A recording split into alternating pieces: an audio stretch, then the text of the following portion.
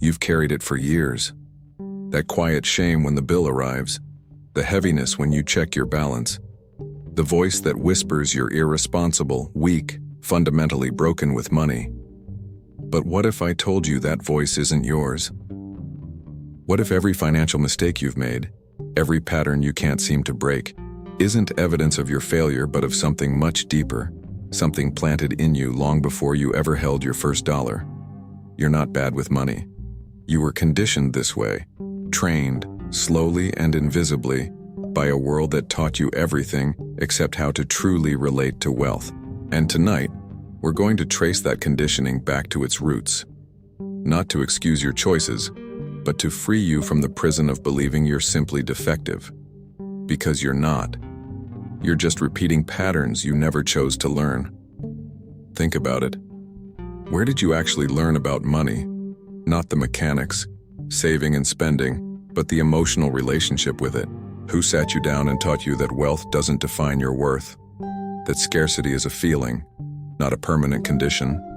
That financial peace comes from alignment, not accumulation? Nobody. Instead, you absorbed it all. Through silence, through tension, through the unspoken rules that governed every transaction in your childhood home. Your first money teacher wasn't a book or a class. It was the atmosphere you grew up in. The energy that filled the room when bills came. The tone in your parents' voices when they discussed finances. Maybe they fought about money. Voices rising behind closed doors while you pretended not to hear. Maybe they never discussed it at all, treating wealth like a shameful secret, something decent people don't talk about. Either way, you learned. You learned that money equals stress, that wanting more means you're greedy, that talking about it makes you vulgar, or maybe the opposite, that money is everything, the only measure of success, and without it, you're nobody. These weren't lessons taught with words. They were absorbed through observation, through the 1,000 small moments that taught you what money means and what it says about you. And here's what makes this so insidious. You didn't just learn facts about money. You learned an identity. You internalized a story about who you are in relationship to wealth. If your family struggled, you might have learned you're the kind of person who never has enough. If they were comfortable but anxious, you learned that security is always fragile, always one mistake away from collapse. These stories became the lens through which you see every financial choice you make today. Then came school, the place that was supposed to prepare you for life. They taught you algebra, history, literature, science. They gave you grades and rankings and a diploma. But they never once sat you down and explained the psychology of spending. They never taught you about compound interest or the emotional weight of debt. They prepared you for tests, not for the moment when you'd stare at your bank account wondering where it all went wrong. You entered adulthood with credentials but no framework for understanding why you self-sabotage with money, why you avoid looking at statements, why financial decisions fill you with paralysis. The education system gave you knowledge but withheld wisdom. It taught you how to pass exams but not how to navigate the emotional complexity of watching your balance shrink while everyone around you seems fine. So you developed coping mechanisms. Some of us overspend, filling the void with purchases that promise happiness but deliver only temporary relief. Others hoard obsessively, terrified that any expense will trigger the collapse we witnessed as children. Some swing between extremes, binging and restricting, acting out with money the same patterns we learned around food, love, or control. None of these are character flaws. They're survival strategies. Then culture stepped in, reinforcing everything your family and school had planted. Society handed you a script. Buy this to be happy, own that to be successful, consume constantly to prove you matter. Advertisements whispered that you're incomplete without the newest version, the latest model, the upgrade that will finally make you enough. You were bombarded with images of wealth without context, success without the backstory, abundance without the struggle. But here's the trap. The same culture that told you to spend also judged you for wanting money. It said that spiritual people don't care about wealth, that if you're anxious about finances, you must lack faith or discipline or moral fiber. You were caught between two impossible demands: Spend to prove your worth, but don't care about money too much. Or you're shallow. Consume, but be minimalist. Invest in yourself, but don't be materialistic. You couldn't win. The game was rigged from the start, and every time you failed to meet these contradictory standards, you internalized it as personal failure. You looked around and saw people who seemed to have it figured out, who moved through financial life with ease, and you concluded something must be wrong with you. But what you couldn't see was that they were struggling too, just hiding it better, or they had advantages you didn't know about, or they were simply further along in their own journey of unlearning. And beneath all of this, beneath the family patterns and the cultural messages and the inadequate education, there's something deeper: fear, the primal body-level anxiety that you won't be okay, that security is an illusion, that no matter what you do, the ground beneath you could give way. This fear doesn't live in your thoughts, it lives in your nervous system, in the tightness in your chest when you think about retirement, in the way you hold your breath before checking your balance. This fear was placed in you by parents who were themselves afraid, who survived economic hardship and passed that survival mode down to you like genetic memory, by a culture that weaponizes insecurity to drive consumption, that needs you to feel perpetually inadequate so you'll keep buying solutions, by systems designed to benefit from your anxiety, that profit when you feel behind, when you're scrambling, when you're too stressed to question why it has to be this way. You were born into a world that needed you to feel broken, and then blamed you when you did. The cruelty of it is staggering once you see it clearly. You've been carrying shame for patterns you didn't choose, guilt for reactions you were trained to have, self-judgment for simply responding the way any human would respond to the same conditioning. You've been trying to fix yourself when you were never broken. You were just shaped by forces you couldn't see. But here's where the light begins to break through the darkness. Once you understand that your patterns were learned, you realize they can be unlearned. Not through willpower alone, not through shame or self-punishment, but through consciousness, through the simple, profound act of witnessing your conditioning without identifying with it. You are not your patterns. You are the awareness that can observe them, question them, and ultimately choose something different. This distinction changes everything. When you believe you are your patterns, change feels impossible. It requires you to become someone else entirely. But when you realize you're the consciousness observing the patterns, change becomes natural. You're not transforming who you are. You're simply letting go of what you're not. The patterns aren't you. They're programs running in the background, and you have the power to update the software. Think of it like this. You're walking through a house you've lived in your whole life, and suddenly you notice the walls are covered in mirrors. But they're not showing you as you are now. They're showing you as you were taught to see yourself. As lacking, as irresponsible, as someone who just can't get it together with money. And you've been believing these reflections for so long that you forgot they're just reflections. You forgot there's a real you behind them, underneath them, looking at them. This is where most financial advice fails you completely. It treats the symptoms while ignoring the disease. It tells you to budget, to save more, to cut the coffee, to track every expense, as if information alone could rewire decades of conditioning. But you already know what you should do. The problem has never been knowledge. The problem is that your nervous system is running programs installed when you were 7 years old, when you were powerless, when money meant safety and love and survival all tangled into one impossible knot. Real change begins somewhere else entirely.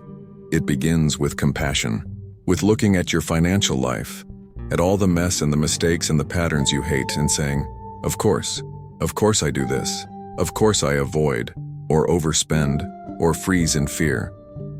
Look at what I was taught. Look at the mixed messages. Look at the world I'm trying to navigate. Look at the fact that I'm trying to heal while still living in the system that wounded me. Of course it's hard. Of course I struggle. And struggling doesn't make me broken. It makes me human. It makes me someone responding rationally to irrational conditioning. This shift from self-judgment to self-compassion isn't just nice to have. It's the foundation of everything else. Because you cannot shame yourself into sustainable change. You cannot hate yourself thin or disciplined or financially stable. Shame produces short-term compliance followed by long-term rebellion. Only compassion produces lasting transformation. From that place of compassion comes curiosity. Instead of judging your patterns, you begin to study them like a scientist observing a fascinating phenomenon. When do you overspend? What feeling are you trying to solve with that purchase? Is it loneliness, boredom, anxiety, the need to feel in control of something? When do you avoid checking your accounts? What pain are you trying not to face? What story are you protecting yourself from confirming? This isn't psychoanalysis for its own sake. It's reconnaissance. You're mapping the terrain of your conditioning so you can find your way through it. Every pattern has a purpose, even the destructive ones. They're trying to protect you from something, to give you something, to solve some problem.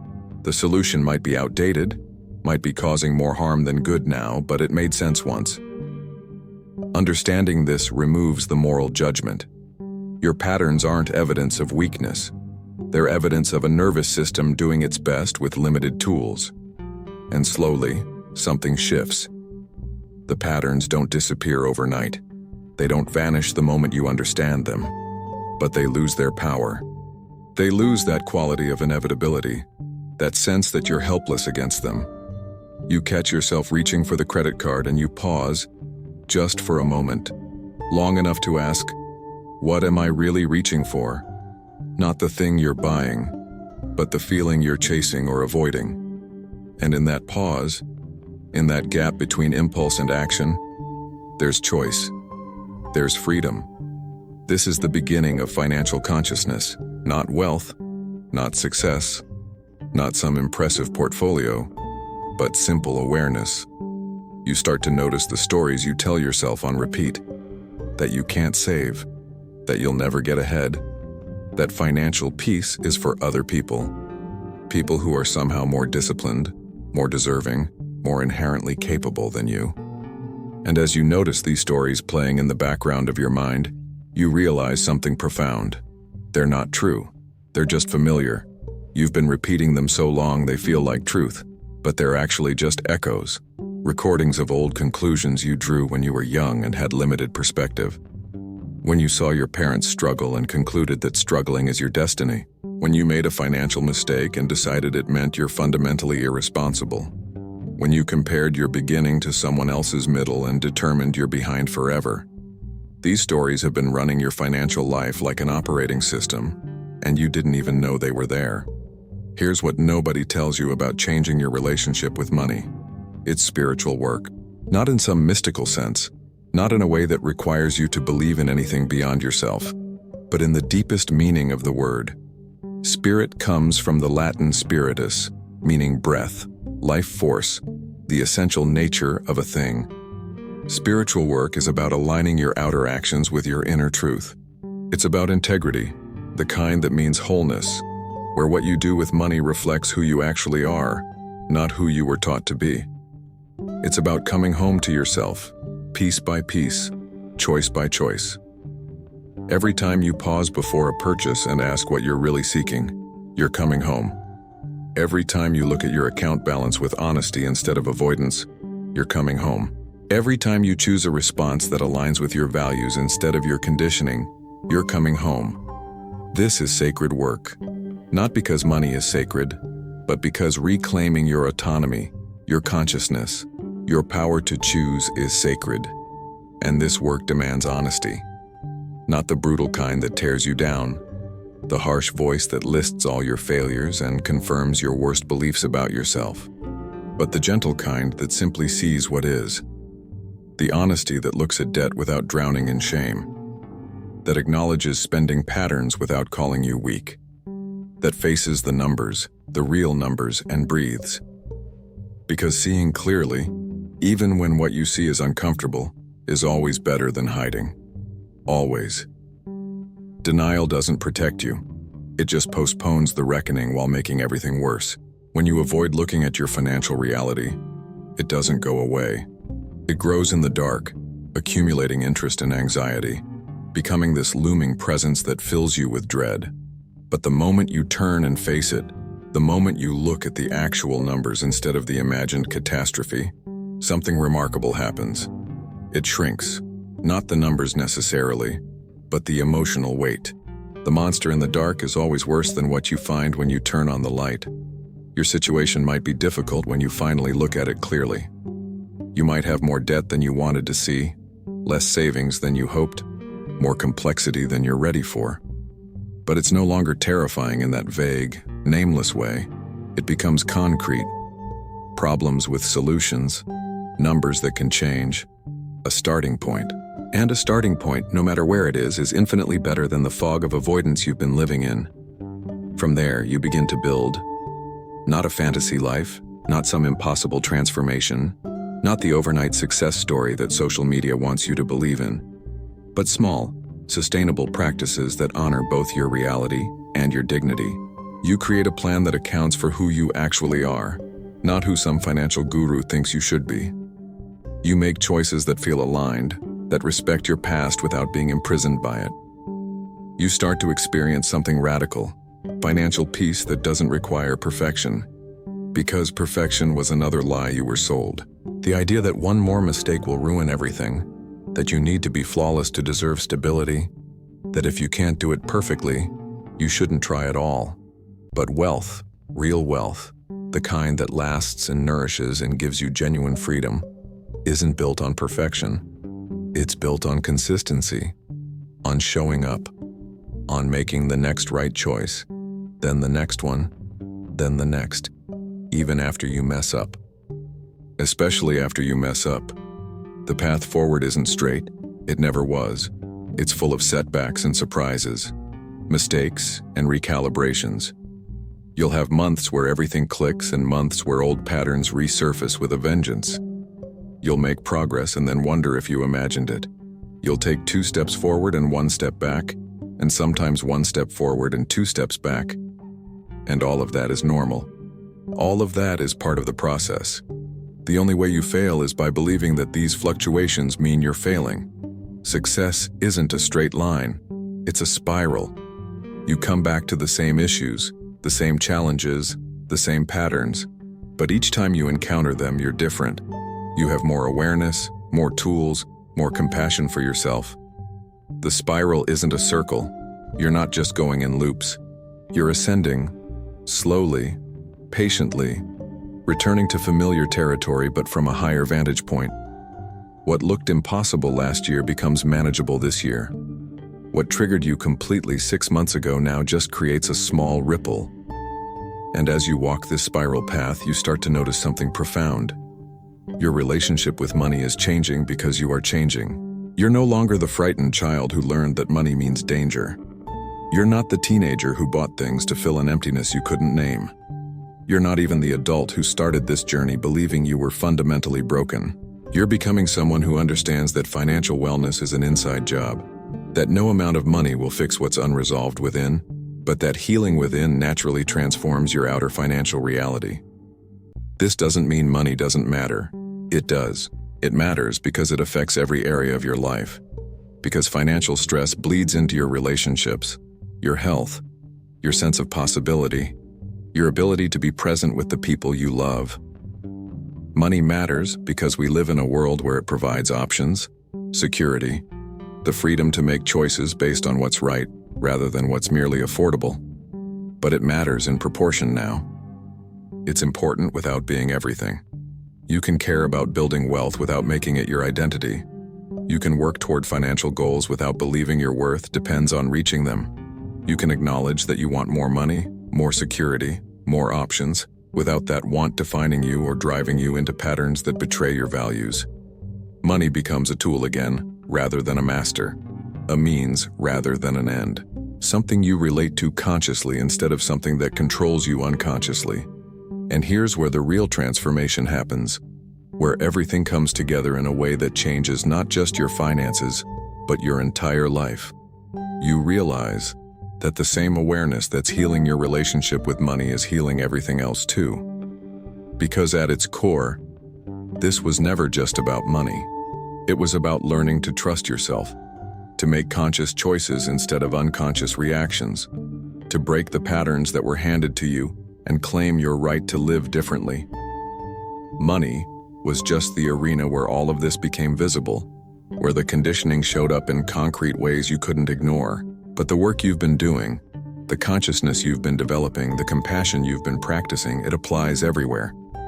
You start to extend to yourself the same compassion in your relationships that you learned in your financial life. You notice the conditioning in how you work, how you rest, how you treat your body, how you navigate conflict. You begin to see that the perfectionism that destroyed your budget is the same perfectionism that makes you impossible to please in relationship, that the scarcity mindset that had you hoarding every dollar is the same mindset that has you holding back love, afraid there's not enough to go around, that the fear that kept you from looking at your bank account is the same fear that keeps you from being truly vulnerable with the people who matter most. It's all connected. Healing one area opens the door to healing everything. This is what financial freedom actually means. Not a number in an account, though that helps. Not some arbitrary milestone that finally gives you permission to relax, but the freedom that comes from knowing you're no longer controlled by unconscious patterns. The freedom of choosing your relationship with wealth instead of inheriting one. The freedom of looking at your financial life and seeing not shame or fear, but simply information, data you can work with, a situation you can improve, a journey you're on that has inherent dignity, regardless of where you currently stand. So stand in this truth. Feel it in your body, not just your mind.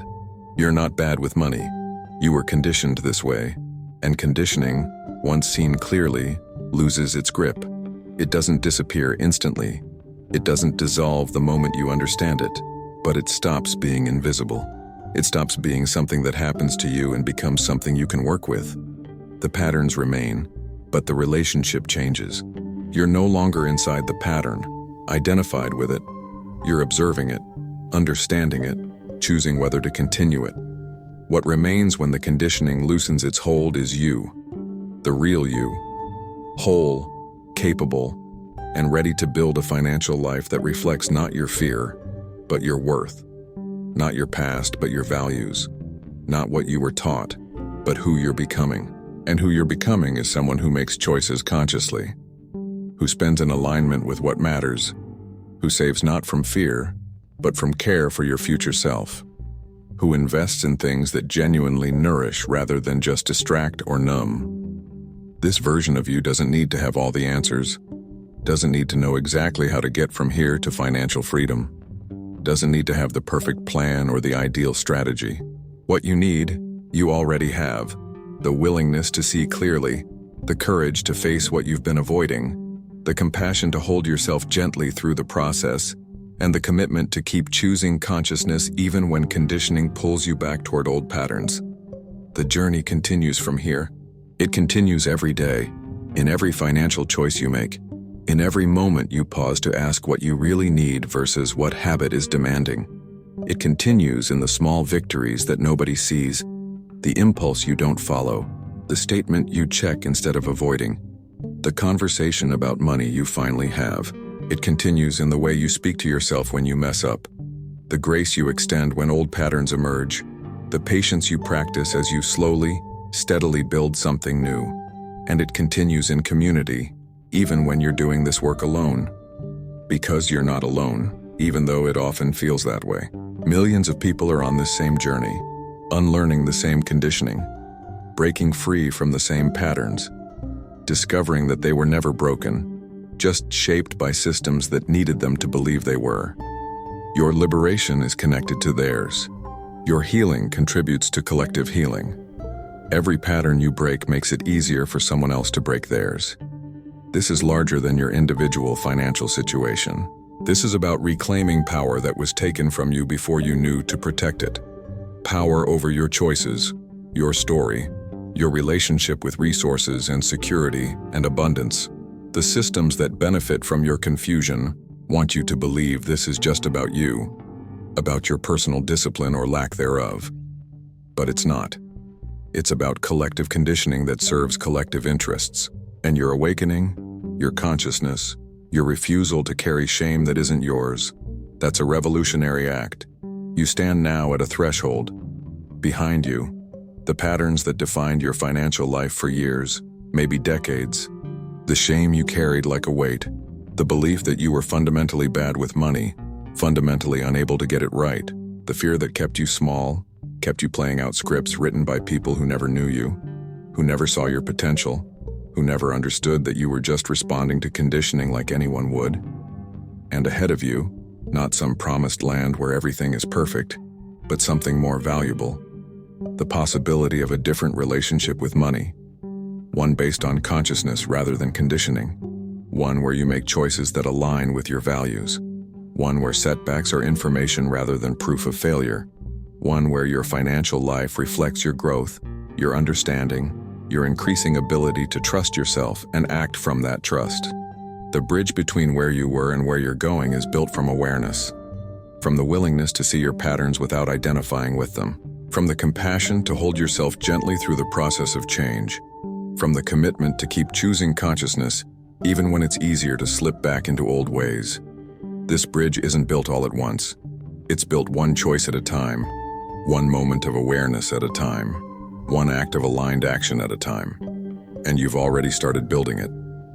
The fact that you're here, that you've stayed with these words, that you've recognized yourself in this story, that means you're already in the process of transformation. You've already begun to see your conditioning as conditioning rather than as truth. You've already started to question the stories you've been telling yourself. You've already taken the first and most important step, the decision to no longer believe that you're simply bad with money. This decision, this understanding, it changes everything. Not overnight, not in some dramatic moment, but gradually, steadily, as you continue to choose awareness over autopilot, as you continue to meet your financial life with honesty instead of avoidance, as you continue to practice compassion when old patterns emerge, as you continue to build slowly and patiently a relationship with money that feels true to who you actually are. There will be hard days, days when you want to give up, when the old patterns feel too strong, when consciousness seems like too much work. On those days, remember this: you were never broken, you were conditioned. And what was learned can be unlearned. What was programmed can be reprogrammed. The neural pathways that led you into old patterns can be replaced with new ones that lead you toward freedom. Every choice matters. Every moment of awareness counts. Every time you pause and choose differently, you're rewiring your brain and reclaiming your power. You deserve financial peace, not because you've earned it through suffering or proved it through perfection, but because you're a human being navigating a complex system with dignity and consciousness. Because you've decided to stop carrying shame that was never yours. Because you're choosing to relate to money from your values rather than your conditioning. Because you're brave enough to see clearly, honest enough to face what you've been avoiding, and compassionate enough to hold yourself through the process of change. The journey continues from here, and every step you take is an act of liberation. From the patterns that bound you, from the stories that limited you, from the conditioning that convinced you that you were the problem when you were always just responding to forces you couldn't see. You're free now to write a different story. Not a perfect one, but an honest one. Not one without struggle, but one where the struggle has meaning and leads somewhere worth going.